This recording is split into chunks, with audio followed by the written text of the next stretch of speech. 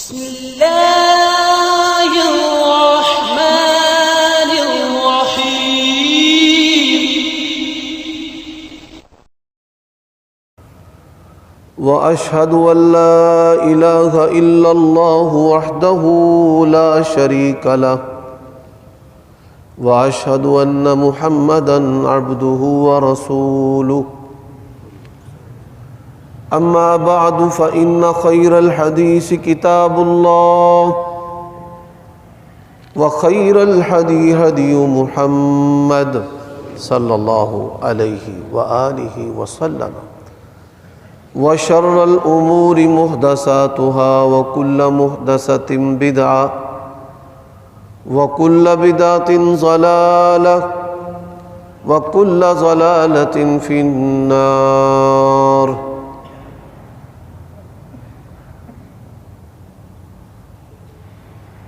اللهم صل وسلم على نبينا محمد وبارك وسلم وصل عليه.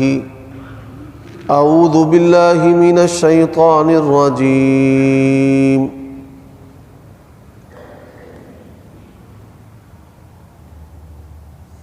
يا أيها الذين آمنوا ادخلوا في السلم كافة ولا تتبعوا خطوات الشيطان إنه لكم عدو مبين.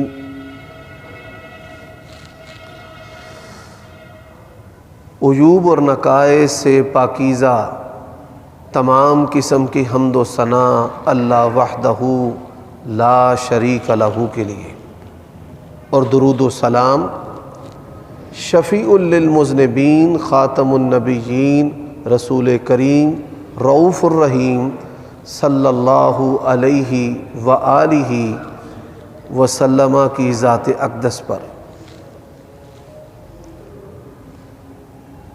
گزشتہ خطبات سے مسلمان کے مسلمان پر 6 حقوق آپ یہ سماعت فرما رہے ہیں. جہاں یہ اسلام کی حقانیت کا منہ بولتا ثبوت ہے، وہاں ایک مثالی معاشرہ قائم کرنے کے لیے ضروری بھی ہے.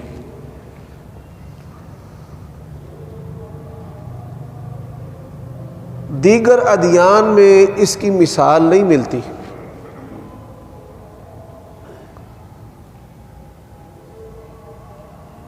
دنیا کے اندر بڑے سارے انسانوں کے بنائے ہوئے نظام اور مذاہب ان کی اپنی ذات کے لیے نہیں ہوتے. وہ ڈسپلن اور قوانین انہوں نے اپنے ماننے والوں اور ارد گرد جو افراد ہیں ان کے لیے بنائے ہیں. آپ صلی اللہ علیہ وآلہ وسلم وہ واحد بے مثل و بے مثال شخصیت ہے کہ جنہوں نے سب سے پہلے اللہ تبارک و تعالیٰ کے حکموں پر عمل کر کے اپنی امت کو دکھایا ہے.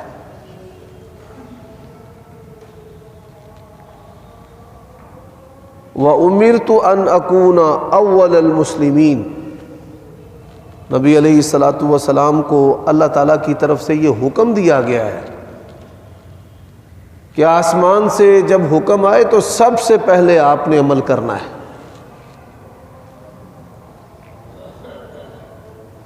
نبی علیہ الصلاۃ والسلام نے جب خود عمل کیا ہے تو اسلام کو پھیلانے والے تیزی سے جو اعمال تھے ان میں بڑا سبب آپ صلی اللہ علیہ وآلہ وسلم کی با عمل با کمال شخصیت ہے. اب اللہ تعالیٰ اور اس کے رسول کے جو احکام ہیں اور تعلیمات ہیں وہ سب سے پہلے ہماری ذات سے شروع ہوتی ہیں. پروردگار نے انسان کو صلاحیتیں دی ہیں حواس خمسہ ہیں اور ہمارے بیسک آرگن جو جسمانی اعضاء ہیں جن کے تعطل سے یہ زندگی قائم نہیں رہ سکتی، دل ہے، دماغ ہے، جگر ہے، اسی طرح ہماری جو ہدایت اور روحانیت ہے وہ کس کے ہاتھ میں ہے؟ اللہ تعالیٰ کے۔ جسے چاہے اللہ تعالیٰ ہدایت دے دے اور جسے چاہے اللہ تعالیٰ گمراہ کر دے، لیکن گمراہی شروع کہاں سے ہوتی ہے؟ سوچنے کی یہ بات ہے۔ بڑے بڑے اسلام سے دور جب اسلام کے دائرہ میں آئے، مثالی ہیرو بن گئے، اور بڑے بڑے بظاہر جو دیندار ہیں وہ اور ان کی اولادیں اسلام سے ایسے دور ہو جاتی ہیں کہ جیسے ان کا کبھی اسلام سے تعلق رہا ہی نہیں۔ اس کی بنیادی وجہ کیا ہے؟ ذرا غور کیجئے۔ نبی علیہ الصلوۃ والسلام کا فرمان ہے، فرمایا ان قلوب بنی آدم بین اصبعین من اصابع الرحمن یقلبها کیف یشاء۔ انسانوں کے دل اللہ تعالیٰ کی انگلیوں میں سے دو انگلیوں کے درمیان ہے، جس طرح اللہ چاہتا ہے پھیرتا ہے۔ ہمارے پیارے نبی نے ہمیں کیا کہا ہے؟ آپ نے اللہ تبارک و تعالیٰ سے دعا کرنی ہے، اور سب سے اہم دعا کیا ہے؟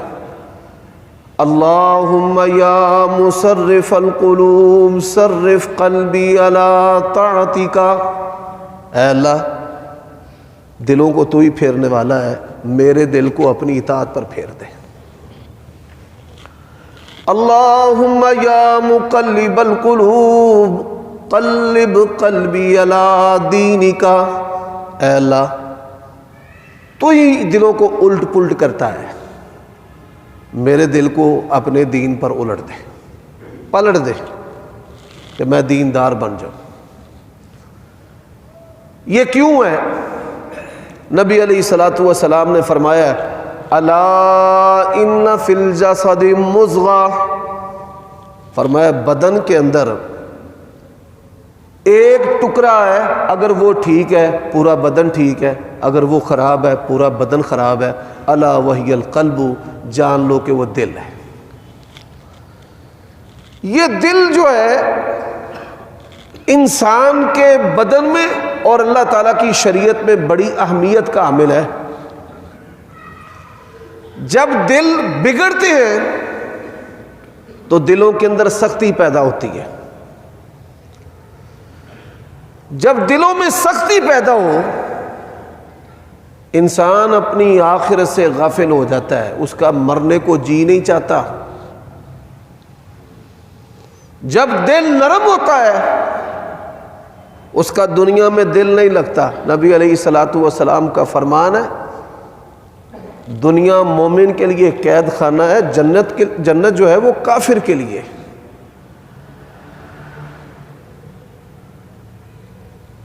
اب اس کا تعلق کس کے ساتھ ہے؟ انسان کے دل کے ساتھ ہے۔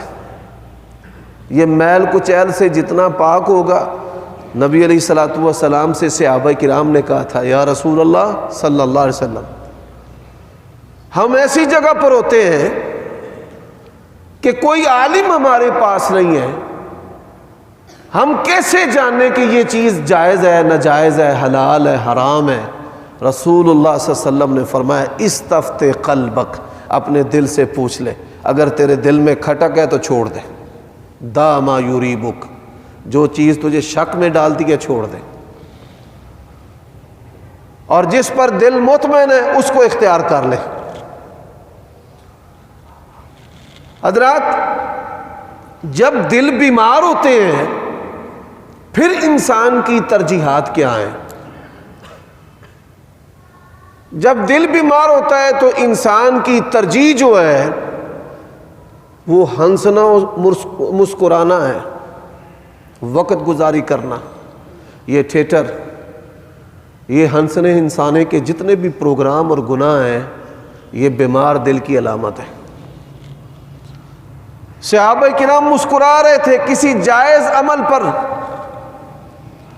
آپ صلی اللہ علیہ وآلہ وسلم نے ان کی ہنسی کو جب دیکھا اور سنا تو کیا کہا کہ جو میں جانتا ہوں اگر تم جان لو تو تم زیادہ رو اور تھوڑا ہنسو۔ حضرات، گھر کا جو سربراہ ہے جب اس کی بیٹیاں جوان ہوتی ہیں تو دن بدن اس کا جو چہرہ ہے وہ اسپاٹ، سنجیدہ اور متفکر نظر آتا ہے۔ اسے اپنے لباس کی، اپنی خوراک کی وہ فکر نہیں رہتی جو فکر اس کو اپنی بیٹیوں کی ہوتی ہے کہ میں نے اپنی بیٹیوں کو اچھے گھروں میں بیانا ہے۔ اب دوسرا جو فتنہ ہے، سیدنا ابو ہریرہ رضی اللہ تعالیٰ عنہ کا ایک فرمان سن کر آپ حیران ہوں گے۔ سئل رسول اللہ صلی اللہ علیہ وسلم عن شیء، نبی علیہ الصلوۃ والسلام سے پوچھا گیا کہ وہ کون سا عمل ہے جو سب سے زیادہ لوگوں کو جنت میں داخل کرتا ہے، اور وہ کون سا عمل ہے جس کی وجہ سے لوگ سب سے زیادہ جہنم میں گرتے ہیں۔ تو نبی علیہ الصلوۃ والسلام نے جہنم میں گرنے والے دو عمل بتائے، فرمایا الفم والفرج، انسان کی زبان اس کو سب سے زیادہ جہنم میں گراتی ہے، اور پھر انسان کی زبان کے بعد جہنم میں گرانے والا جو دوسرا عمل ہے وہ اس کی شرمگاہ ہے۔ یہی وجہ ہے کہ آپ صلی اللہ علیہ وسلم نے فرمایا من یضمن لی ما بین لحییہ وما بین رجلیہ اضمن لہ الجنہ، جو بندہ مجھے دو لوتھڑوں کی ضمانت دے میں محمد الرسول اللہ صلی اللہ علیہ وسلم اس کو جنت کی ضمانت دیتا ہوں۔ ایک جو دو جبڑوں کے درمیان ہے یہ زبان ہے، اور دوسری شرمگاہ ہے، فرمایا جو ان کی حفاظت کی مجھے گارنٹی دیتا ہے میں محمد الرسول اللہ صلی اللہ علیہ وسلم اس کو جنت کی ضمانت دیتا ہوں۔ میرے بھائیوں دوستوں، ہمارے بھی دل بیمار ہیں، ہمارے والدین کے دل بھی بیمار ہیں، ہماری اولادوں کے دل بھی بیمار ہیں، اور یہ بیماری روحانی ہے۔ اور جب انسان کی روح بیمار ہوتی ہے تو اس کا جسم بھی متاثر ہوتا ہے، یہ بات یاد رکھنا۔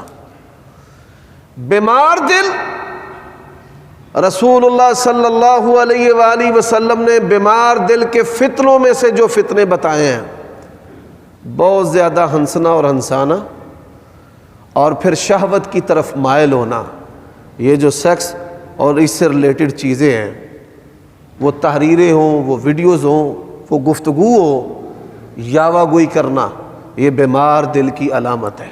اور یہ بات یاد رکھیے، جس طرح انسان بیمار ہوتا ہے، بخار چڑھ گیا ہے، اندرونی طور پر بخار ہو جاتا ہے، یا تیز بخار چڑھ جائے تو وہ چینی کھائے، چینی جو ہے وہ میٹھی لگتی ہے یا کڑوی لگتی ہے؟ کیوں بھائی؟ کڑوی لگتی ہے۔ بخار ہے انسان کے بدن کو، اور وہ چینی کھاتا ہے، مٹھاس کی بجائے کڑواہٹ محسوس ہوتی ہے۔ اسی طرح جب انسان کا دل بیمار ہو، نماز نہیں پڑھی جاتی، انسان زکوٰۃ نہیں دیتا، مالدار ہونے کے باوجود حج نہیں کرتا، والدین سے محبت اور ان کی طاعت و فرما برداری نہیں کرتا، آخرت کی فکر نہیں کرتا۔ حالانکہ ہم سب میں سے ہر ایک کو پتہ ہے کہ ہم نے مرنا ہے اور اللہ کی بارگاہ میں پیش ہونا ہے۔ اب ایک ہے اللہ تبارک و تعالیٰ کی بارگاہ میں پیش ہونا موت کے ڈر سے، وہ چاہتا ہے کہ دنیا میں ہی رہے، نہ مرے۔ لوگ اپنے آپ کو جوان رکھنے کے لیے بڑی ادویات کا استعمال کرتے ہیں، بڑے ٹونک اور ہیل کر جو ہیں وہ لگاتے ہیں بالوں کو رنگنے کے لیے، اور پھر بڑے سارے آپریشن بھی کرواتے ہیں کہ ہم جاذب نظر آئیں، بڑے خوبصورت اور فٹ۔ لیکن یہ بات یاد رکھیے، یہ توانائی انسان کی تبھی ہوگی کہ جب اس کا دل جو ہے وہ اللہ تعالیٰ کی شریعت کے مطابق صحت مند ہے، تو پھر اس کی یہ توانائی اس کو فائدہ دے گی، وگرنہ اس کو کوئی فائدہ نہیں دے گی۔ اب تیسری جو چیز ہے، تیسری چیز جو ہے وہ مال ہے۔ رسول اللہ صلی اللہ علیہ وآلہ وسلم کا فرمان ہے، انسان جو ہے وہ بوڑھا ہوتا ہے اور اس کی جو خواہش ہے وہ جوان ہوتی ہے۔ آپ صلی اللہ علیہ وآلہ وسلم نے صحابہ کرام کو زمین پر ایک ماڈل بنا کر مثال دی۔ آپ نے ایک مربع بنایا ڈبہ، فرمایا یہ انسان ہے، اور ایک سطر کھینچی بہت لمبی جو اس سے بھی باہر نکلی ہوئی، فرمایا انسان تو محدود ہے اور اس کی جو خواہشات ہیں وہ اس سے بھی آگے بڑھی ہوئی، مرنا پسند نہیں کرتا، اللہ کی بارگاہ میں پیش ہونا پسند نہیں کرتا۔ حالانکہ رسول اللہ صلی اللہ علیہ وآلہ وسلم کا فرمان ہے کہ اللہ تعالیٰ نے یہ بات کہی ہے، جو بندہ مجھ سے ملنا پسند کرتا ہے میں بھی اس سے ملنا پسند کرتا ہوں، اور جو مجھ سے ملنا ناپسند کرتا ہے ہمارا رب کہتا ہے کہ میں اس سے ملنا ناپسند کرتا ہوں۔ میں اور آپ ہم یہاں پر بیٹھ کر چند لمحوں کے لیے جائزہ لیں کہ کیا ہم اپنے رب سے ملنا پسند کرتے ہیں؟ اگر ملنا پسند کرتے ہیں تو ہم خیر پر ہیں، اور اگر یہ کیفیت نہیں ہے تو یقین جانیے کہ آپ کو اور مجھے ابھی عملی تربیت کی بہت ضرورت ہے۔ اب نبی علیہ الصلاۃ والسلام نے اس بیمار دل کو روحانی بیماریوں سے بچانے کا علاج بھی بتایا ہے۔ یعنی دو بڑی بیماریاں میں نے آپ کو بتائی ہیں، ایک گناہ لذت، زنا، بدکاری، فواحش کی طرف مائل ہوگا۔ یہی وجہ ہے کہ آج پوری دنیا نے امت مسلمہ کو کنٹرول کرنے کے لیے جنسی چیزوں کو بطور حربہ اور آلہ کے استعمال کیا ہوا ہے۔ گزشتہ دور میں لوگ دین اور ایمان کو خریدنے کے لیے خوبصورت لڑکیوں کو استعمال کرتے تھے، شراب کو استعمال کرتے تھے۔ آج یہی چیزیں کچھ آگے بڑھ گئی ہیں۔ اللہ تعالی ہمیں اور ہماری اولادوں کو ان فتنوں سے محفوظ فرمائے۔ دوسری جو چیز ہے وہ مال۔ اب اس کے اندر تکبر بھی ہے، حسب اور نسب کا تکبر، منصب کا تکبر، کہ میں بڑا علامہ اور بڑا شیخ الحدیث اور بڑا کرنل قاصر ہوں۔ تو جو بھی ہے یقین جانیے رسول اللہ صلی اللہ علیہ وسلم نے فرمایا کل ابن آدم یاکلہ التراب الا عجب الذنب، بڑے سے بڑا طاقتور بندہ بھی ہے، فرمایا قبر کی مٹی اس کو کھا جائے گی، اگر بچے گی تو دمچی جو ہے، دمچی یہ کمر کی جو ہڈی ہے سب سے آخر میں جو مورا ہے جس کو دمچی کا مورا کہتے ہیں، رسول اللہ صلی اللہ علیہ وسلم نے فرمایا صرف وہی بچے گا۔ میرے بھائیوں، اب تکبر ہے، تکبر جنس کا تکبر ہے۔ ابلیس جنس کے تکبر میں اس نے کیا کہا کہ میں آگ سے پیدا ہوا ہوں، آدم جو ہے وہ مٹی سے پیدا ہوا ہے، میں بہتر۔ یہ حسب و نسب کا تکبر کرنا، علم کا تکبر کرنا۔ اللہ تبارک و تعالیٰ نے اسی تکبر کی وجہ سے اس کو دھتکار دیا، فَاخْرُجْ فَإِنَّكَ رَجِيمٌ۔ تو یہ بیمار دل کی علامات میں سے تکبر بھی ہے، وہ ذات کا ہو، وہ منصب کا ہو، وہ علم کا ہو، کسی کو منبر کا تکبر ہو جائے، مصلی کا ہو جائے، یقین جانیے یہ منصب ہی اس کو جہنم میں گرا دے۔ حالانکہ ان منصبوں سے بڑھ کر اس کائنات میں کوئی منصب نہیں ہے۔ کوئی عالم دین یہ نہ سمجھے کہ میں شاید مبالغے کا شکار ہوں۔ نبی علیہ الصلاۃ والسلام نے فرمایا کہ 3 بندے قیامت کے دن اللہ تعالیٰ کی بارگاہ میں آئیں گے کہ جن کو یہ یقین ہوگا کہ ہم جنتی ہیں، اور پہاڑوں سے بڑے ان کے اعمال ہوں گے۔ ایک سخی ہے، وہ کیا کہے گا، یا اللہ میں نے تو تیری رضا کے لیے سخاوت کی ہے۔ اللہ کہیں گے چل جہنم میں، تو یہ چاہتا تھا کہ لوگ مجھے سخی کہیں، جو تو چاہتا تھا تجھے دنیا میں مل گیا، آج میرے پاس تیرے لیے کچھ نہیں۔ شہید ہے ابو موسیٰ الاشعری رضی اللہ تعالی عنہ نے کہا تھا یا رسول اللہ، ایک آدمی مال کے لیے لڑتا ہے، قومیت کے لیے لڑتا ہے، کون ہے جو اللہ کے لیے لڑنے والا ہے؟ پہلے ہم لڑتے تھے، پاکستانی افواج لڑتی تھی لا الہ الا اللہ کے لیے، آج کافروں کی طرح ہم نے بھی وطنیت کو اپنا شعار بنا لیا ہے، حالانکہ ہماری گٹی کے اندر ہے کہ تیرا میرا رشتہ کیا ہے، لا الہ الا اللہ۔ جو ہمارے بڑے جو جرنیل ہیں، جن کے ہاتھ میں اس ملک کی لگام ہے، اللہ کے لیے ان کو سوچنا، اللہ کے لیے وہ سوچیں کہ ہماری جو بقا ہے وہ اللہ کے ساتھ ہے، اللہ کے حکموں کے ساتھ ہے، اور جو لوگ اللہ کے حکموں سے دور ہیں وہ کبھی بھی اللہ تبارک و تعالیٰ کی پکڑ اور گرفت سے بچ سکتے نہیں۔ میں اس کی بڑی ایک موٹی سی مثال دیتا ہوں۔ گزشتہ ادوار میں جدید ذرائع بھی نہیں تھے، مملکت سعودیہ کے اندر سعودی حکمران اللہ تعالیٰ کی شریعت کے جتنا قریب تھے، دنیا میں ان کی معیشت بڑی مستحکم اور ابھرتی ہوئی تھی، اور آج ان کے حکمران اسلام سے جتنا دور ہیں اتنی ہی ان کی معیشت جو ہے وہ ہچکولے کھا رہی اور ڈاماڈول ہے۔ ہمارا ایمان کیا ہے؟ قُلِ اللَّهُمَّ مَالِكَ الْمُلْكِ تُؤْتِي الْمُلْكَ مَنْ تَشَاءُ وَتَنزِعُ الْمُلْكَ مِمَّنْ تَشَاءُ وَتُعِزُّ مَنْ تَشَاءُ وَتُذِلُّ مَنْ تَشَاءُ بِيَدِكَ الْخَيْرُ إِنَّكَ عَلَى كُلِّ شَيْءٍ قَدِيرٌ۔ یہ اسباب پہ انحصار یہ کافروں کا وتیرہ ہے، اور ہمارا ایمان کیا ہے کہ ہمارا انحصار اور توکل کس پر ہے؟ اللہ پر۔ علیہ توکلوا ان کنتم مؤمنین۔ اب ہمارے حکمران گناہ کرتے ہیں اور پھر پکڑ سے بچنے کے لیے وہ کیا چاہتے ہیں کہ عوام بھی ہماری ڈگر پر ہی چلتی رہے۔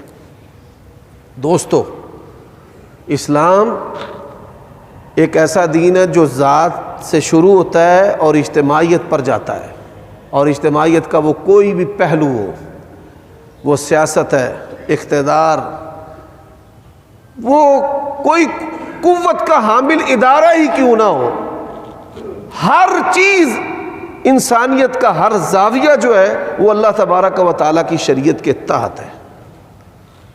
اب میں چند چیزوں کی نشاندہی کرنا چاہتا ہوں، وہ کیا ہے کہ جس سے ہم اپنے بیمار دلوں کو ٹھیک کر سکتے ہیں۔ مجھے پتہ ہے، میں بھی اس کیفیت سے گزرا ہوں اور آپ بھی گزرتے ہیں کہ ہم کئی گناہ چھوڑنا چاہتے ہیں، ہم سے چھوٹتے نہیں ہیں۔ میں نے دیکھا ہے لوگ قرآن مجید پر قسمیں بھی اٹھاتے ہیں اور پھر توڑ دیتے ہیں۔ بیت اللہ کے اندر جا کر قسمیں اٹھاتے ہیں کہ شراب نہیں پئیں گے، برائی نہیں کریں گے، پھر بھی ٹوٹ جاتی ہیں۔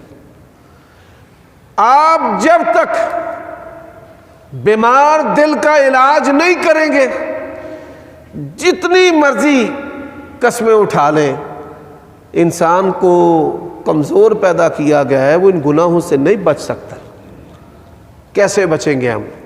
نبی علیہ الصلاۃ والسلام نے ہمیں ان حملوں سے بچنے کے لیے دو طرح کی چیزیں بتائی ہیں آپ صلی اللہ علیہ وآلہ وسلم۔ ایک عبادات ہے، عبادات کے ذریعے انسان جو ہے وہ شیطان اور ان کے شرور سے بچ سکتا ہے۔ کوئی بندہ عبادات کے بغیر یہ سمجھے کہ میں اپنے دل کو پاکیزہ کر لوں اور میں اپنے دل کو شیطان کی گرفت سے، غفلت سے بچا لوں، ممکن نہیں ہے۔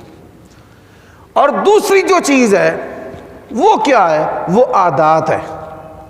عادات، عبادات جو ہیں وہ عادات کو درست کرتی ہیں، لیکن یہاں پر کیا کیا جائے کہ مذہبی حلقوں کے اندر بدخلقی زیادہ نظر آتی ہے۔ جو بندہ داڑھی رکھ لیتا ہے وہ سمجھتا ہے کہ جرائم کرنے کا میرے پاس لائسنس آ گیا ہے۔ اگر اس نے سر پر پگڑی رکھ لی ہے تو وہ اور بھی دلیر نظر آتا ہے۔ مذہبی بھی ہیں، گالیاں بھی دیتے ہیں ایک دوسرے کو، جہنم رسید بھی کرتے ہیں۔ یہ سمجھ سے بالا تر بات ہے، انسان مذہبی ہو اور بدخلق ہو، یہ ہو نہیں سکتا۔ اب وہ چند چیزیں ہیں کہ جن کی میں نشاندہی کرتا ہوں۔ سب سے پہلی چیز جو حدیث میں نے سنائی ہے کہ نبی علیہ السلام نے فرمایا سب سے زیادہ دو چیزیں لوگوں کو جہنم میں داخل کرتی ہیں، وہ دو چیزیں، ان دو چیزوں پر کنٹرول۔ بیمار دل کا علاج اگر آپ نے کرنا ہے تو زبان پر کنٹرول رکھیں۔ بڑے سارے لوگ مجھے کہتے ہیں کہ آپ ہمیں نصیحت کریں، تو میں ان کو کہتا ہوں میں تو خود نصیحت کے قابل ہوں۔ جو اصرار کرتا ہے تو میں اسے کہتا ہوں کہ پاکستانی قوم یا امت مسلمہ کے اندر اس وقت دو چیزیں، دو گناہ ہیں زیادہ۔ ایک زبان ہماری بے تحاشا چلتی ہے، ٹر ٹر کرنا، فضول کہانیاں بنانا، بولتے رہنا۔ اپنے اندر یہ خوبی پیدا کریں زیادہ سے زیادہ خاموش رہنے کی۔ جب آپ اپنے آپ کو خاموش رہنے کی عادت ڈالیں گے، پہلے تو آپ کو یہ بڑا مشکل لگے گا کہ یہ بڑا مشکل کام ہے۔ شیطان اتنی زور کے خیال آپ کو ڈالے گا کہ ان خیالات کے تابع آپ کی زبان چلنا شروع ہو جائے گی۔ اور جب آپ کا اپنی زبان پر کنٹرول آ جائے گا تو اللہ تعالیٰ کی توفیق سے آپ کا جو ذہن ہے وہ مثبت چلنا شروع ہو جائے گا، فکر اس کے اندر پیدا ہو جائے گی۔ ہمارے ہاں وہ خطیب جس کو لوگ بلانا چھوڑ دیتے ہیں اور اس کی زبان پٹے پر نہیں چلتی، پھر اس کے ساتھ لقب لگا دیا جاتا ہے مفکر اسلام، کہ اب اس کا کام جو ہے وہ سوچنا زیادہ ہے اور بولنا تھوڑا ہے۔ جتنا زبان زیادہ چلے گی، دماغ جو ہے زبان کے تابع نہ کرے، اتنا انسان کم سوچے گا۔ جتنا آپ کو بولنے کی عادت ہے بولتے جائیں گے ایسے ہی، اور جتنا زیادہ آپ اپنے آپ کو خاموش رکھیں گے، آپ کا جو ذہن ہے وہ سوچنا شروع کر دے گا، فکر اس کے اندر پیدا ہو جائے گی، اور یہ فکر ہی ہے جو انسان کو ذمہ دار بناتی ہے۔ باپ جب بیٹے کو کہتا ہے کہ کما کے لا، باپ کے ہوتے اس کو فکر نہیں، پھر اس کی شادی کرتا ہے، پھر بیوی بچوں کی ضروریات اس کے اندر فکر پیدا کرتی ہیں، اور وہ فکر اس کو بیٹھنے نہیں دیتی، چل یہ کام کر۔ کئی والدین انتہائی ذمہ دار ہوتے ہیں، وہ اپنے نابالغ بچوں کو بڑی مثبت سوچ فکر دیتے ہیں کہ تو نے عالم بننا ہے، تو نے ڈاکٹر بننا ہے، تو نے پروفیسر بننا ہے، تو نے جج بننا ہے، اور تو اس کے لیے پڑھ، اور یہ تو کر سکتا ہے۔ اور پھر وہ بچہ ان گناہوں سے بچتا ہوا اس فکر کو حاصل کرنے کے لیے عملی زندگی گزارتا ہے۔ تو پہلی جو چیز ہے، زبان پر انسان کا کنٹرول ہونا چاہیے۔ دو حدیثیں سناتا ہوں۔ نبی علیہ الصلوۃ والسلام کا فرمان ہے، یقین جانیے مجھے اپنی مختصر زندگی میں اس حدیث پر عمل کرنے والے بڑے تھوڑے نظر آئے ہیں، شاید کوئی 1000 میں 1-2، کہ جو زبان چلانے پر قادر بھی ہو، اس کا نالج بھی ہو، بڑا وہ علامہ بھی ہو، اور وہ خاموشی اختیار کرے۔ سبحان اللہ۔ آپ صلی اللہ علیہ وآلہ وسلم نے فرمایا من کان یؤمن باللہ والیوم الآخر، جس بندے کا اللہ اور آخرت کے دن پر ایمان ہے، اللہ اس کا ڈر اور آخرت حساب دینا ہے، یوم حساب ہے، یہ دو چیزیں آپ صلی اللہ علیہ وآلہ وسلم نے بیان کر کے کہا ہے فَلْيَقُلْ خَيْرًا أَوْ لِيَصْمُتْ، اچھی بات کہے یا خاموش رہے، زبان جو ہے وہ اپنی بند رکھے۔ دوسری حدیث ہے، رسول اللہ صلی اللہ علیہ وسلم نے فرمایا زبانوں کی کاٹ سے لوگوں کو جہنم کے اندر اوندے بل گرایا جائے گا، اوندے بل یعنی منہ کے پر ان کو جہنم میں گرایا جائے گا۔ تو ایک تو یہ چیز ہے کہ جو بندہ جتنا زیادہ بولے گا اتنا ہی اس کا دل بیمار ہے، اور جو جتنا کم بولے اور اپنی زبان کو ضبط رکھنے کی کوشش کرے، یہ اس کے روحانی طور پہ دل کے صحت مند ہونے کی علامت اور نشانی ہے۔ حضرات، دوسری جو چیز ہے، رسول اللہ صلی اللہ علیہ وسلم نے فرمایا حسن الخلقی و تقوی اللہ، سب سے زیادہ دو چیزیں لوگوں کو اللہ تعالیٰ کی جنت میں داخل کریں گی۔ کتنی چیزیں؟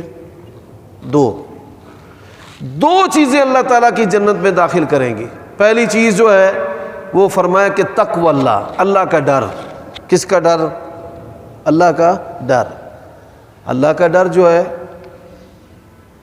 گناہ کرنے پر آپ قادر ہیں، پوری قدرت ہے آپ کو 100% گناہ کرنے پر، اور آپ نے اس کو چھوڑ دیا ہے، یہ اللہ کے ڈر کی علامت ہے۔ اور اگر آپ نے اس کو چھوڑا نہیں ہے تو یقین جانیے آپ کا دل بیمار ہے، آپ کے دل کے اندر اللہ کا ڈر نہیں ہے۔ اللہ کا ڈر جو ہے، کئی بندے ہیں جن کی ایمانت داری اور دیانت داری وہ ایک مثال ہے، ہوتے غریب ہیں لیکن آپ اربوں پر ان کو چوکیدار بنا دیں تو خیانت نہیں کریں گے۔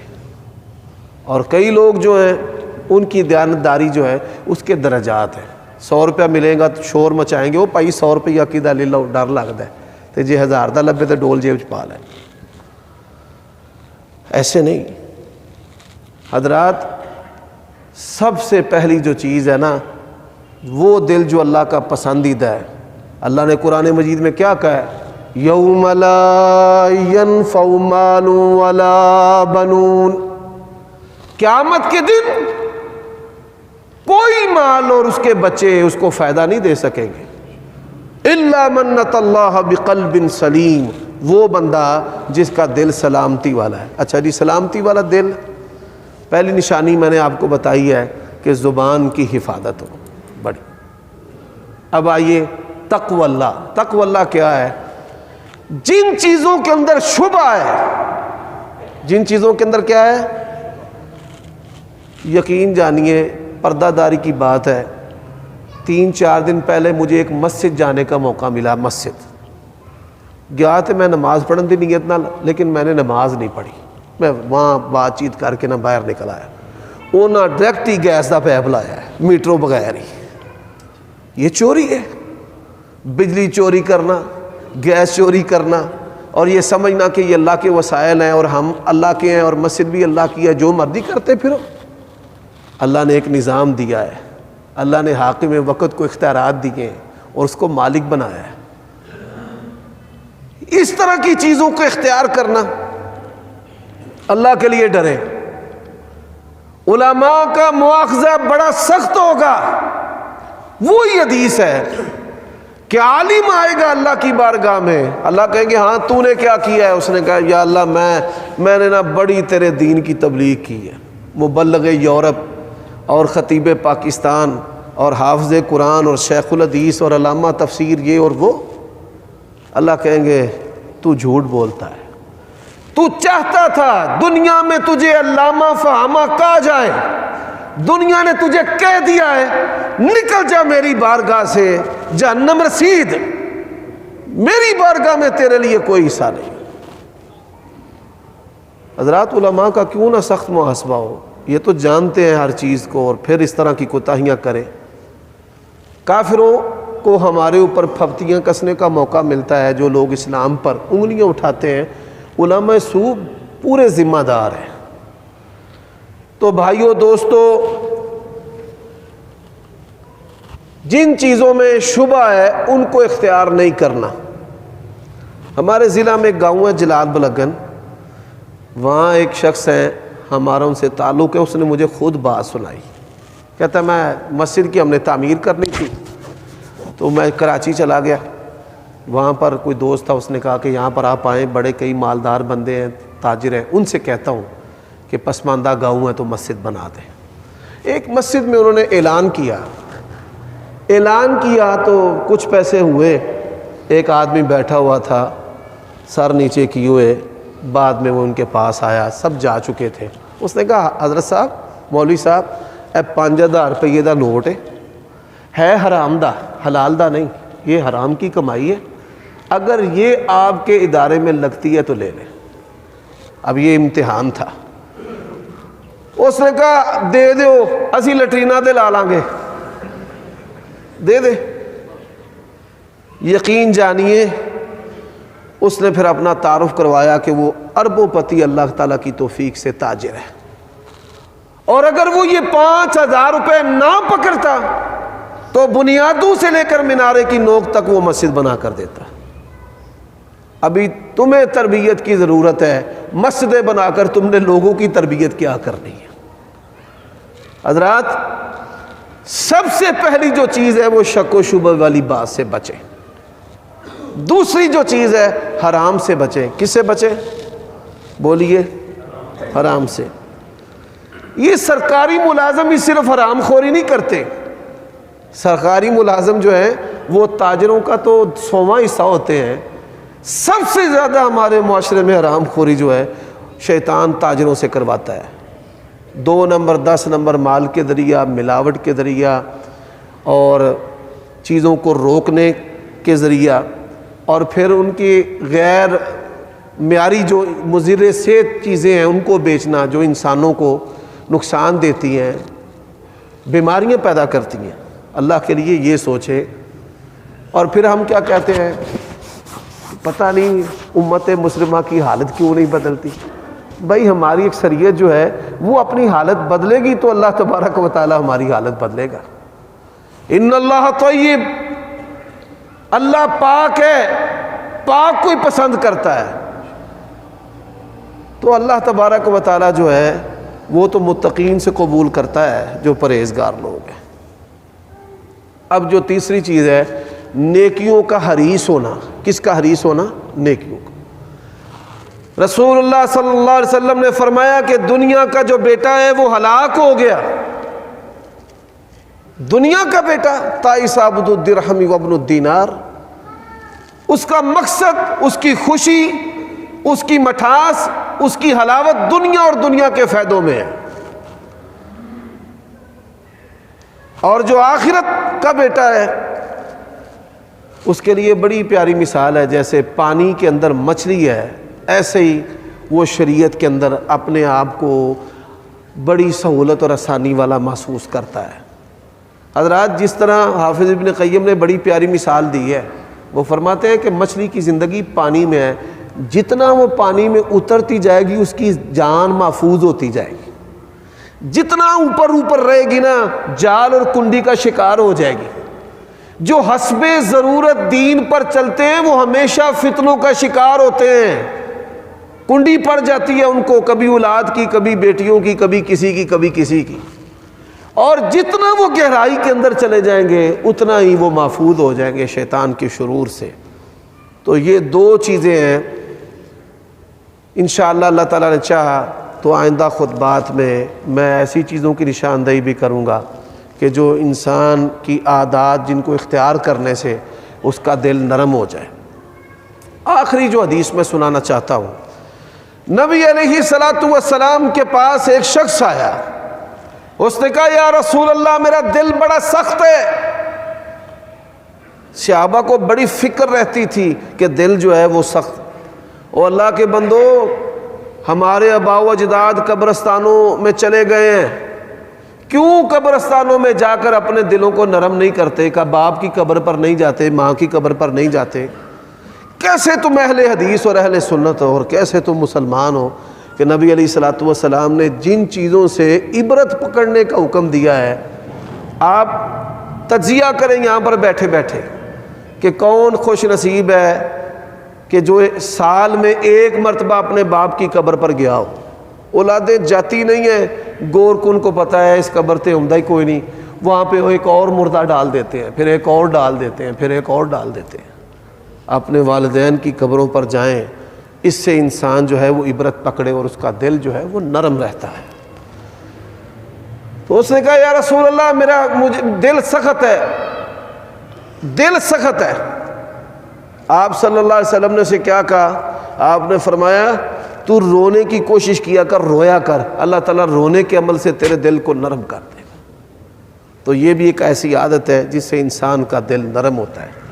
جو لوگ سٹیج ڈرامے سنتے ہیں ہنسنے ہنسانے کے لیے اور وہ جگتے مارتے ہیں، اور ان کی جگتوں سے ہم لوگ بھی نہیں بچے ہوئے، اللہ کے لیے ان سے گزارش ہے کہ عبرت کی چیزیں بھی دیکھا کریں جس سے دل نرم ہوتے ہیں، جس سے آنکھوں میں آنسو آتے ہیں، جنازے دیکھا کریں، مردوں کی بے بسی دیکھا کریں، مسلمانوں کی جلا وطنی اور غربت اور ان کے پاس دنیا کی چیزوں کا، نعمتوں کا نہ ہونا، اس کو بھی ذرا دیکھیں کہ وہ بچے شام کے اور لیبیا کے اور عراق اور افغانستان، ان کے حالات کیسے ہیں۔ اللہ تعالیٰ سے دعا ہے کہ اللہ تعالیٰ مجھے اور آپ سب کو ان چیزوں سے نصیحت پکڑ کر اپنی دنیا اور آخرت کو بہتر بنانے کی توفیق عطا فرمائے۔